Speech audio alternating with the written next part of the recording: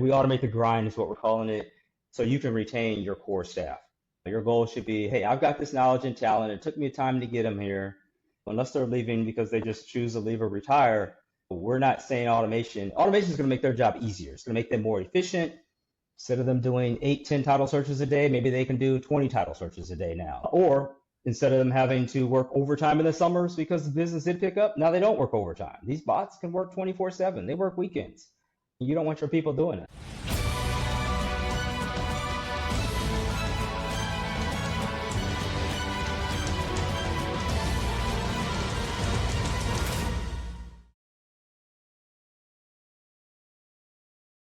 Is AI coming for your job, or is it about to make you unstoppable? Today on the Real Estate Roundtable, we're cutting through the noise around artificial intelligence, automation, and robotic process automation in title and mortgage. Because here's the truth. Most tech vendors don't understand real estate operations, but our guest does. Jimmy Lewis spent over 20 years inside the title insurance industry before founding TrueFocus Automation. And since 2018, he's deployed more than 760 bots, automating over 2,400 tasks across title, mortgage, appraisal, and insurance operations. This isn't theory. This isn't Silicon Valley hype. This is automation built by someone who's actually done the work. Jimmy, welcome to the roundtable. Thanks for having me, Lancelot. Appreciate the invite. Hey, Jimmy, before you were building bots, you were inside the machine. What did 20 years in title operations teach you about where things were breaking? Well, to kind of clarify a little bit, I started out first on the mortgage side. My wife and I were mortgage brokers in the Dallas market. And so I got to see a lot of what happens when the mortgage process kind of slows down. We worked really closely with appraisers, title insurance companies, as well as, of course, the lenders, us being a broker trying to find the right match for the client. So I got a taste of everything that's involved with trying to purchase or refinance a home.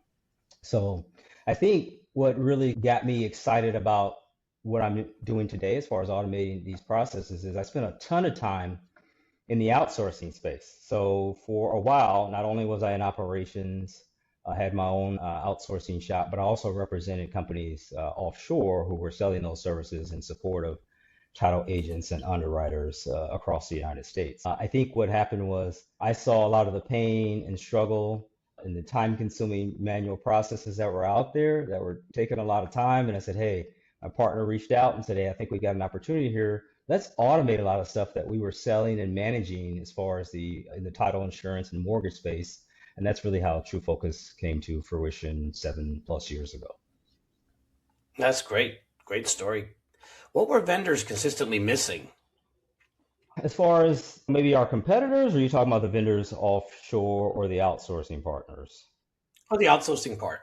I think the outsourcing partners really did, a lot of them are based in India and the Philippines. And of course, that's where a lot of the work is done. There's a lot of talent there, but they really didn't understand what a title search, I think, was, or the value and the importance and the criticality of what it was. And so they're just going through work, typing, doing research, and not knowing that one simple mistake, whether it's I forgot to retrieve, like in Texas here, you might have 2 or 3 tax loans, or I say tax bills. And if you miss one, that's potential claim in the future. And so I think that they just didn't really understand how important and critical the work that they were doing was, as opposed to maybe being based here in the United States. You get firsthand, you're interacting with the clients who are coming into the office to close, and you understand, okay, there's a $500,000 property. The tax bill is not going to be $2,000 a year. You must be missing something. Those are things that they really just couldn't grasp. I will say there's a lot of talented people. My partner is in India. A lot of my development team is in India right now. And we also have some staff who are still doing search and exam work over there. So we do some hybrid work where we automate as well as do some of the manual or human in the loop process. And you just got to be conscious and train them up on what they're actually doing and what the importance is of what they're doing. So. What did operations people complain about that tech companies didn't understand? I think just the terminology. There's a lot of people who don't necessarily know what a deed is, liens and judgments, things like that. There's a lot of tech companies who are really good at developing solutions, but they don't necessarily know exactly why they're developing the solutions or how they fit into the overall real estate or mortgage transaction process. So I think that's the key. And for us, we have that background. So there's not a lot of bringing us up to speed and trying to get us to understand how things fit together or piece together. And I think some of the tech companies, at least the people that I've been speaking with, they come in and they want to see everything right away. They want you to sign a multi-year agreement for tens of thousands of dollars. I've heard 150 to 200,000 in a couple of points, and they're like, I just need one or two processes automated, and then we'll talk about maybe more of an enterprise-wide solution. So I think that's what they're missing. They're coming in and trying to get a big piece of the pie as opposed to proving themselves, coming in and solving an issue that should be automated or could be automated as opposed to trying to take everything at once. And for us, we come in and say, hey, let's start with maybe some potential quick wins where we see there's a need for automation and get your team confident and up to speed and comfortable with automation so they're not concerned about AI and automation taking their job. The goal is really to make them more efficient, not replace them. I'm not saying that in the future there couldn't be opportunities for that to happen, but right now it's more about making your staff more productive with the tools they already have in place. Lesser staff, more production, bigger numbers. Correct. Or same production, lesser staff. Well, yeah, same production, more staff. That's the goal. Same production, more staff. And to be honest, the space that we're in specifically, it's all part of the real estate market, but mortgage, specifically title insurance, it's a lot of folks who've been doing this for 30, 40 years. They know their job really well, but there aren't a lot of younger people, fresh talent coming into the market who want to do title search and escrow processes. It's kind of boring. It's not super exciting. But for the most part, it can be boring, tedious, monotonous. And so there's not a lot of people who are able to come in and maybe backfill these roles. So, hey, let's look at automation to backfill those roles. And maybe when there's attrition or people retire, you just put more automation into place. So instead of you maybe completing 300 or 400 orders a month, now you can do double that with the same amount of staff or less. So that's really the goal of what we're trying to do for our clients. Was there a moment where you said, if someone doesn't fix this, I will? I'm going to tell you this. The main reason why we focus on title insurance specifically, mortgage and real estate are also adjacent or close to that, is I saw a lot of work that was outsourced. And I knew that you've got people who are overqualified doing these tasks offshore and they get bored. There's a lot of turnover. So I felt like that work, and there's a lot of people in the US still who don't want to send work offshore. This is the other option. You don't want to send work offshore for whatever reason that may be, but there's an opportunity to bring in technology to replace the offshore model or maybe build up your team onshore instead of hiring and firing. Because there's a lot of cyclical issues going on with the mortgage industry right now as far as rates. And it's not as much as it was, I'd say 4, 5, 6, 10 years ago, where the rates fluctuated a lot. Now we're seeing a lot more consistency. So there isn't a lot of, oh man, the summer months are coming.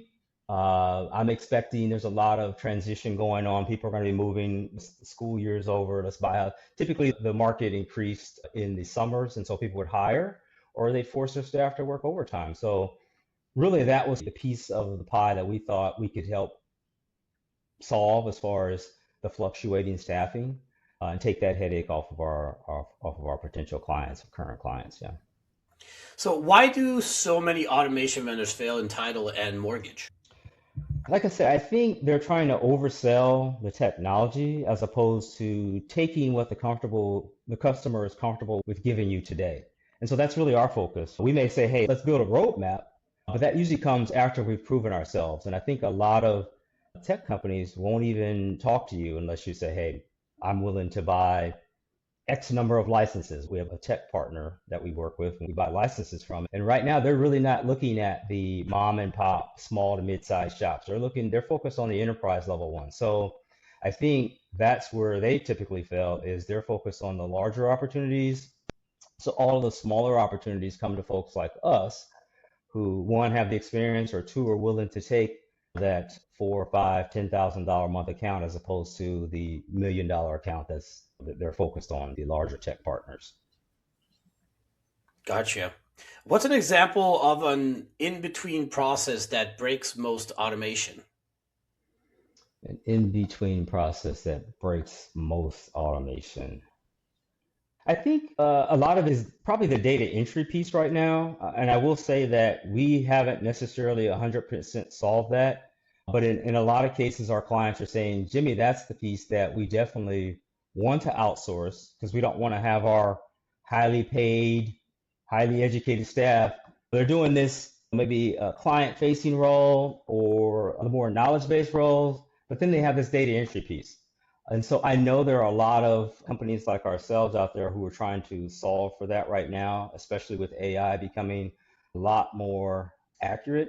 In the past, it was more just intelligent OCR where you had to train a specific doc type and the OCR tools would know, okay, the date is always in the upper right-hand corner. That's not the case. There's thousands of lenders across the country. There's 3,300 plus counties. They all record docs different and stamp it in a different place.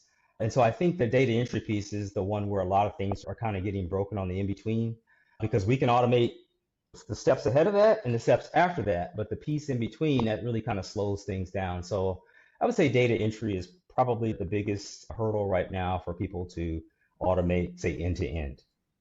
And why can't tech first companies just figure it out? I will say that in this space that we're in, real estate slash mortgage, title insurance, the documents that we're faced with are so highly unstructured, not standardized. Just for instance, we have a client in Florida, and I think we're helping him open new orders. So basically he's saying, hey, I want my brokers, real estate agents, when they submit a contract to open up a new title order, I want them to send in the contract. We built a bot to automate opening up the email, reviewing the contract that's attached, extract the information from that contract, and then giving the client, which is basically the person who submitted it, or either the title agent, an opportunity to review that before they submit it to their title production system. So I think the variety of contracts in Florida, I think we've automated, I think 20 or 22 different versions of that contract. And that's not even including the ones that an individual attorney I could just draft up a contract myself and say, hey, I want my seller to, or my buyer or my seller to sell this property on my own contract, not one of the state approved contracts. So I think that the complexity of the documents that we're seeing is way more complex. That's why we haven't been able to automate a lot of that data entry and extraction better. It's different than saying, okay, I've got an invoice. Invoices are highly structured. Purchase orders are highly structured, or maybe a medical record. They tend to have the same structure. Not in this real estate industry. Like I said, deeds, mortgages, lien, judgments, probate documents, from California to Oklahoma to Florida to New York, they're all different. They're similar, but they're all different. And so the tools, as far as AI and some of the RPA, robotic process automation, those tools that we're leveraging today, they're getting more efficient and better at that. We're just not quite there, but I don't think it's too far off. Is industry experience non-negotiable? Well, I would say if you don't have industry experience, maybe yes, you need to engage someone. And I'm only saying that because we are in this space. This is our focus. This is our area of expertise. We consider ourselves title mortgage expertise, experts as far as knowing the industry and the processes. And now we have the technology. We're looking to jump into, say, higher education, the legal field, which I think the legal field is very similar to real estate, mortgage, title insurance. So I don't think that'd be a big jump. But in that case, yeah, we're going to have to bring someone on board who knows the industry and the market. Otherwise, we're just guessing at what needs to be automated. And so I've talked about this in the past. I think you do need to have some industry talent. And I know that we have been engaged by clients in the space who have a tech solution, and we can tell they're trying to leverage our expertise to help improve their specific solutions. So yeah, I think the industry experience is pretty critical. Hey, Jimmy, everyone is throwing around AI, but when do you actually need AI and when is RPA enough? RPA is really what we kind of started with 7+ years ago because we were building what I sometimes call dumb bots. They're not bots that make a lot of decisions on their own.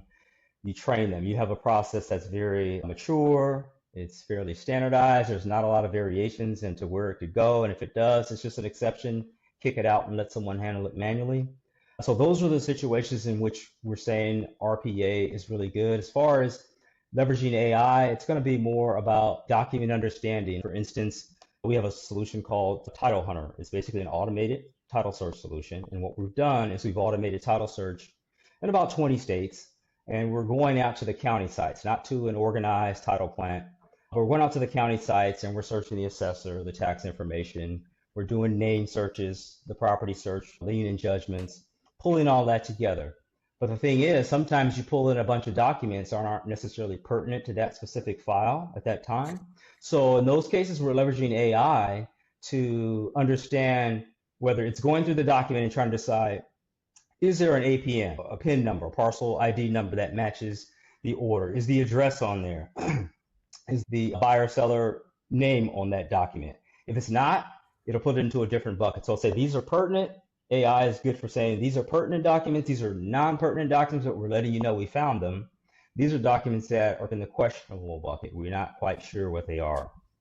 So I think AI is really good for that. It's good for, like I said, understanding what's in the document as opposed to just trying to leverage OCR. OCR is only going to get you so far. But anyway, that's really what we're leveraging AI for. There's a few different areas where we're leveraging it. We have an appraisal solution that we've recently built. We aren't live just yet, but we're starting in the state of Georgia.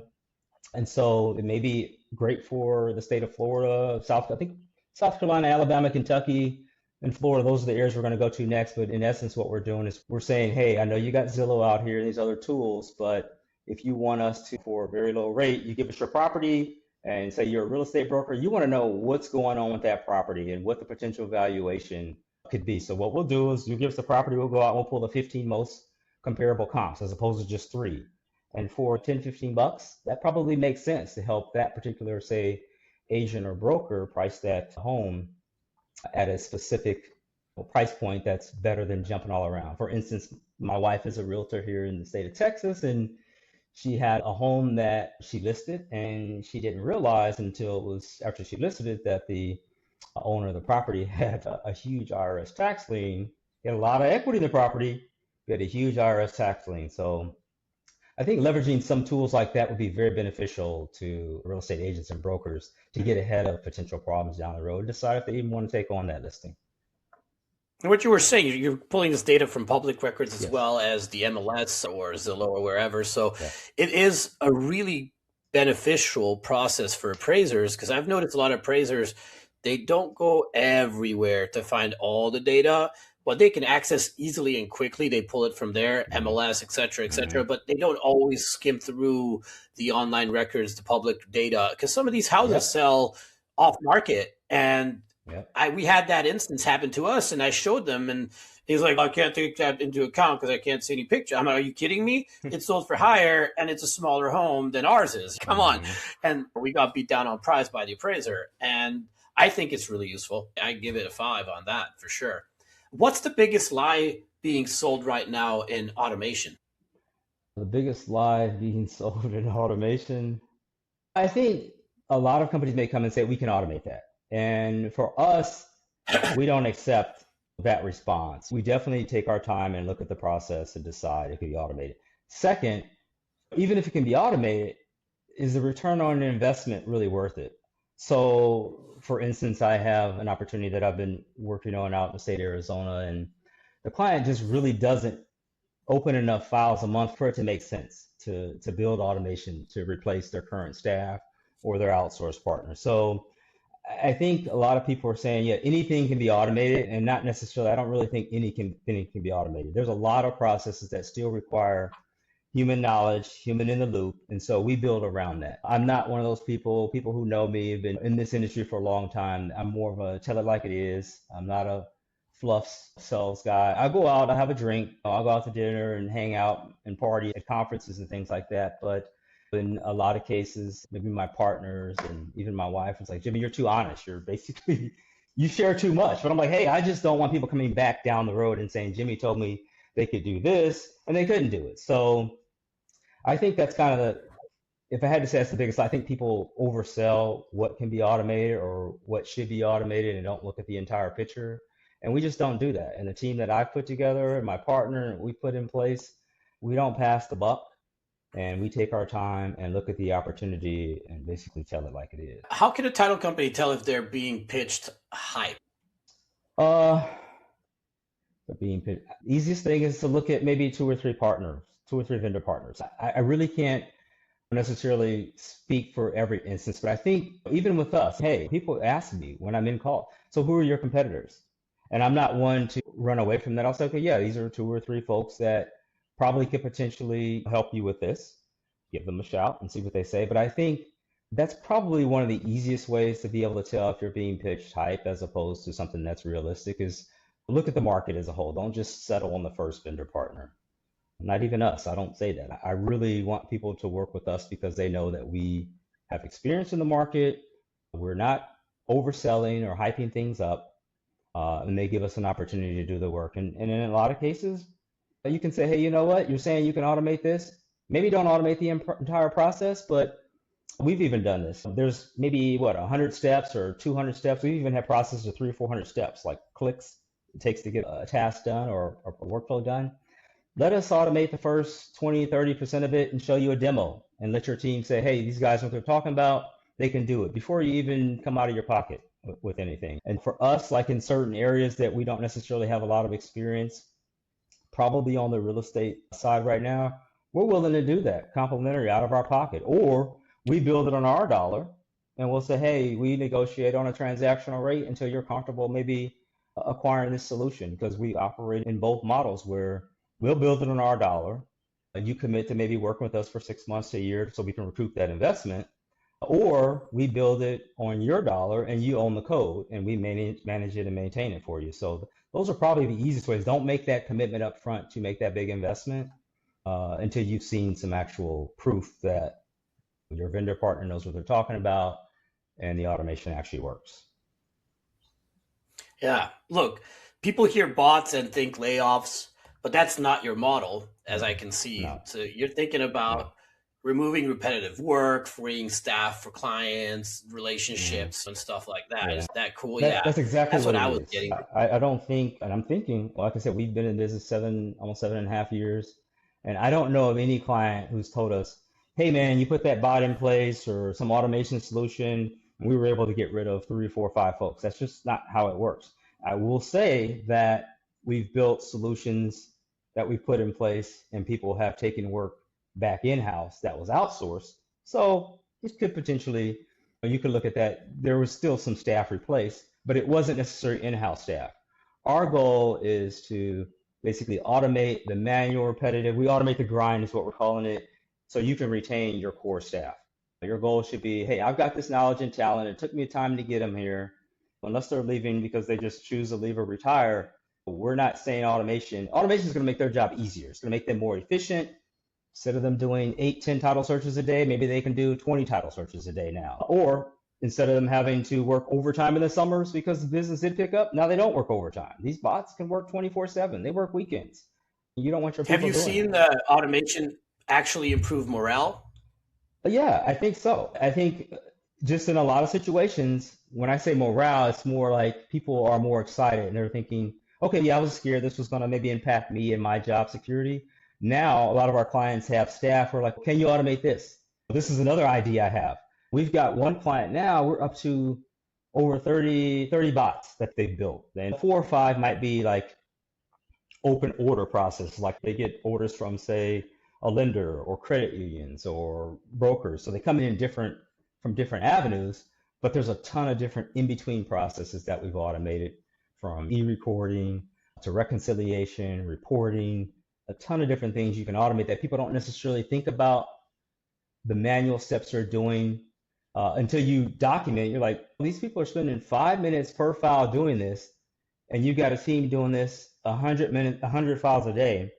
That's 500 minutes that could be given back. They could be doing something else, whether it's sales or engaging with the client, or you put them into a training program of some sort. So yeah, I think the morale is definitely increased as far as people saying, hey, this has helped me out. And this is made me more efficient and effective in my role.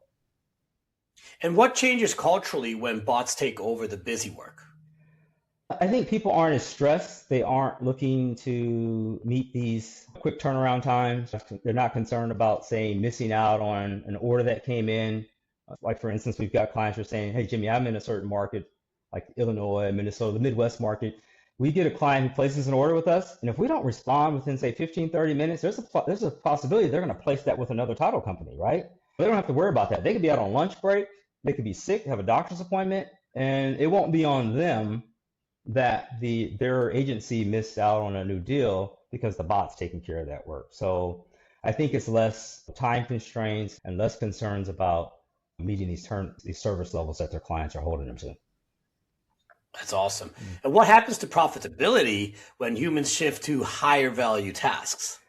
What we say is, again, you're paying people maybe, I don't know the numbers, we roughly estimated a fully loaded resource on average is probably around 30, 32 bucks. That's including vacation and benefits and all that sort of stuff. And so you figure if you're taking maybe half of their time away per day, you take that times that hourly rate, and then you multiply it by what, an hourly rate? You multiply it by 2,080 hours in a year. That's significant. And on average, we're seeing 30, 40, 50% is what folks are saving on that work that would have been done manually. Because in most cases, you're making a one-time investment with us. I'm not saying in all cases, like we do have some tools that we own and we charge a transactional fee to use. But in a lot of situations, you make that one-time investment, and on average, I think we're running over the last 7+ years, it's about $9,500 for us to build a bot. You own that code, it's a one-time investment, and in many cases, it's a 3 to 5, 6-month return on that investment. So you make that investment, your person's moved on doing something else. You may have to have a dedicated server, which is $50 to $100 a month to host that bot. You may have to have a license to run it, a software license, roughly $1,600 a month, $1,600 a year. But for the cost to automate that process, it's a significant savings to the bottom line for our clients. And if it isn't, we tell them they're just not going to move ahead with the automation until it makes more sense. Okay, so Jimmy, let's talk money. Of course. Okay. You mentioned a few things already. Most enterprise software takes 3 to 4 years to show ROI. Yeah. How is your model different? Like I said, we don't necessarily replace what the client has as far as tools and technology today. We build the automation to work with what you have. So you have a title production system, you have a CRM, you have websites that you go out to do title search or title plan. All of those, what we do is we take our automation tools and we basically connect these tools, whether they're legacy systems or web-based systems. If it's web-based, it's a whole lot easier, a whole lot quicker to automate. But in essence, what we're doing is we're taking the tools that they have and making them talk or interface easier or better. That's the automation we're leveraging today. So like I said, on average, it's like $9,500 to build a bot from start to finish. And I'm talking about from documentation, like we do a screen share session with you, with one of your subject matter experts, or the people who are actually doing the work. We document it, hand it back to you. You write it up, say, yes, you got this, you got screenshots. And a lot of people don't even have this. So if someone happened, they just died today or retired or got in an accident, how are you going to train that person who's going to fill in for them? A lot of people don't. They're like, we document that. So one, you're going to have that documentation. Two, we're going to build it in, say, 3 to 4 to 5 weeks. And with the UAT, the user testing, typically we can be live in 6 weeks. In some cases, much faster than that. We've built bots as cheap as $700, $800 for just reporting. People want to automate reporting so they don't have a manager sending out reports daily or hourly or overnight. And we've got bots that have cost upwards of $20,000, $25,000. So just depends on the complexity of the process and how many steps, how many outside tools we need to engage with. But yeah, it's not saying, hey, I have a new solution, I want you to, implement an entire new solution. It's working with what you have. That's why you're not seeing these $100,000+ engagements from us. Got you. And why does ownership matter for risk-conscious executives? I think they want to have control of it. So when they own that solution, it sits in their server, and their IT team can kind of watch it and look over it. I'm not saying that we don't have some solutions that we build that can be placed in their server, but for the most part, we want to manage them. And they're just, when I say server, they're hosted in a US-based data center. They're not hosted in China or Australia or South America somewhere. They're still hosted in the US, and all those data centers are ISO and SOC certified. But I think just for control and peace of mind and the risk averse execs, they want it to be hosted in-house. So we build it. A lot of times they'll set up a development environment, a development server environment in-house. We build it there, and then we transition it. Once it's been tested, we transition to their live environment in-house. And that gives them that peace of mind that, hey, they built something, but we have our eyes on it every day, every hour, and they just give our team permission when we need to go in and do a change request or modifications, things of that nature. Got you. If a title company wants to start small, what's step one? I think having someone like us, not necessarily us if you don't want, come in and say, hey, okay, these are the processes where I know that we're doing a lot of manual work. Okay, take a look at it, show us the process. We can tell you before we even get off the call if this is something we've already automated or if this is automatable. If it's not, we're going to tell you, let's look at something else. But don't look for the processes that are the most complex, that have the most different paths, or if you have a process that you say you have, we've had a client that has 5 people doing new orders. A contract will come in, but they're doing it 5 different ways. You need to standardize that process first. Standardize it, agree on some sort of dedicated one specific workflow, and then move into looking to automate it. So don't automate something that's kind of all over the place today. Look for processes that are fairly mature. You know, there's a lot of manual, repetitive, time-consuming work, and then engage a partner like us to come in and look at it and say, hey, what do you think the opportunity is for me to automate this? And how quickly can it be done? And how much is it going to cost me? And then we put together, on our website, we have an ROI calculator, but we put together an ROI forecast and say, this is where you're going to be. And they make the decision on whether it makes sense to move forward. Yeah. So I want to mention that you guys offer free consultation, proof of concept offer, and you guys can email Jimmy at info@truefocusautomation.com. Right. And now let's get into the rapid fire questions. Short answers, Jimmy, okay? Short answers, all right. Smartest automation investment in 2026. Smartest automation investment in 2026. I still think it's title search. I think title search is probably the smartest because there are a lot of people out there who are automating it now, but I think that's probably the biggest upfront lift that you can get today. One task every title company should automate tomorrow. Order creation or setting up new orders. I really think that's something that should be automated. Yeah. Biggest automation myth. Automation is going to take care of 100% of the process. That is rarely the case. There's going to be fallout. There's going to be exceptions. There's going to be new scenarios. So automation is not going to, you can't just throw it over the fence to automation and say, yeah, forget about it. No, you still are going to have someone handle some of the fallout, the exception work. AI replacing humans in 5 years? Yes or no?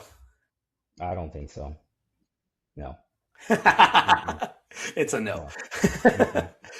You can't have this conversation with an AI. I think there's going to be human in the loop for quite a long time. Of course, it depends on the process, of course, too. But yeah, stuff that we're doing, I think it will replace some things. Yeah, but I think the actual human interaction is going to be key. I think key component. So, Jimmy, this was incredible. If you're in title, mortgage, appraisal, or insurance, and you're still drowning in repetitive tasks, that conversations should be wake-up call. Should be a wake-up call. Yes, automation isn't about replacing your team. It's about removing friction so your team can actually create value. If you want to explore building and owning your own automation, not renting it forever, connect with Jimmy.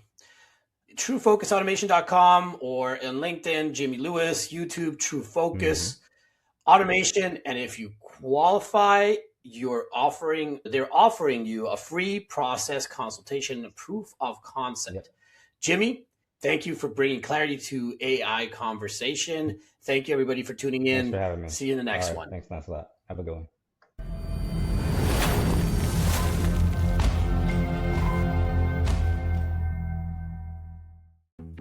Thank you for joining us on Sir Lancelot's Real Estate Roundtable, where we've unveiled the mysteries of real estate together. Remember, in this kingdom of possibilities, every dream home is just a discussion away.